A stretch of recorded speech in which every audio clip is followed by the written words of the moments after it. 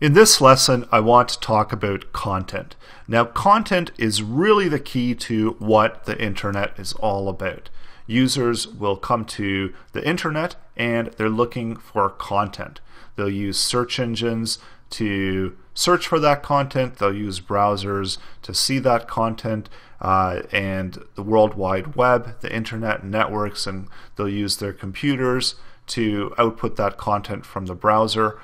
So this is the path that everything flows, and we see that at the top here we've got content, at the bottom here we've got computers, and then besides the computers we're going to actually have the users of those computers that are digesting that content. So content is really the key to everything on the internet, and also content is what's important when you're trying to create websites. You've got to think of what content you're going to be creating, think of how often you're going to be creating content, and think of what content your visitors would be expecting on your website. Keep content updated so that search engines are coming back frequently, and the more content you've got, the more good content you have, the better your website will do.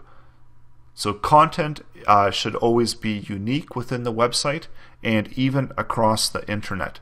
It's not a good idea to copy something from a website and paste it on your own website.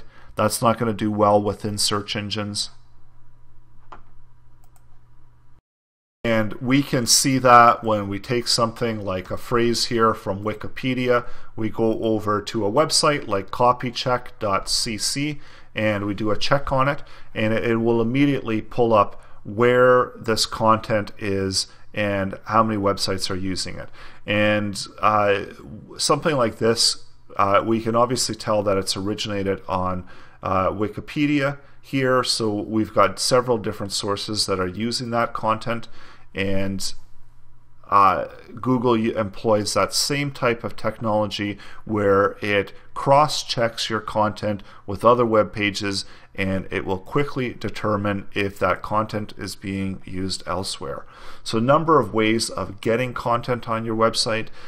So one of the common things are blogs, and this is really good for content generation. It gives you reason to be on and creating brand new content. So blogs typically tend to do really well, and if you're using WordPress, then I'm sure you know what blogs are all about. So WordPress is originally designed as a blogging platform, and it's expanded since then.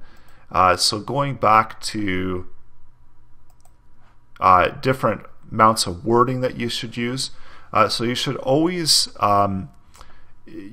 try to have at least 800 characters of unique content or more if possible. So obviously the more content the better. So try to write unique articles, but don't overdo it. Make sure that the content is relevant and it's readable by users. And as well, add in new content, update content as often as possible.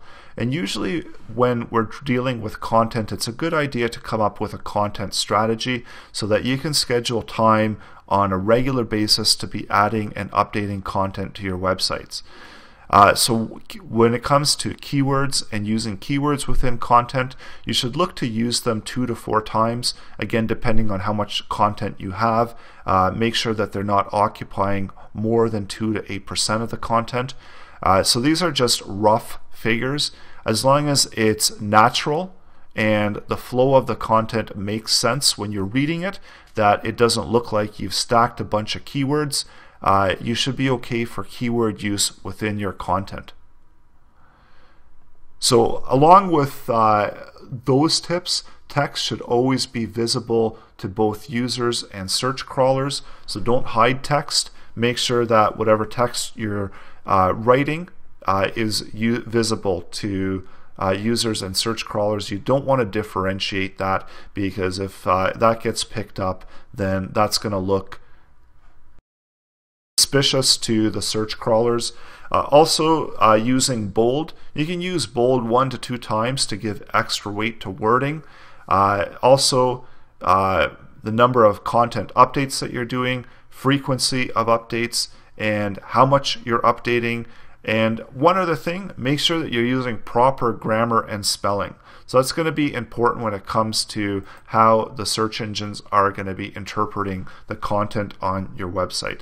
And remember that content is always king, so it's one of the most important factors, and in fact it is what the internet is based on, because search wants to return the most relevant content to people coming in to search for content, and as well your website should be delivering that content that the search engine is expecting to be delivered within that page.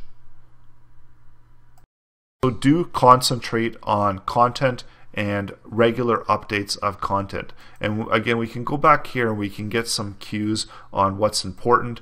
So the frequency that it's been changed. So it's always a good idea to update new content, and also with the priority of that content as well. So we see that within the XML sitemaps, that these are all relevant factors, and as well it should be relevant within your content strategy as well.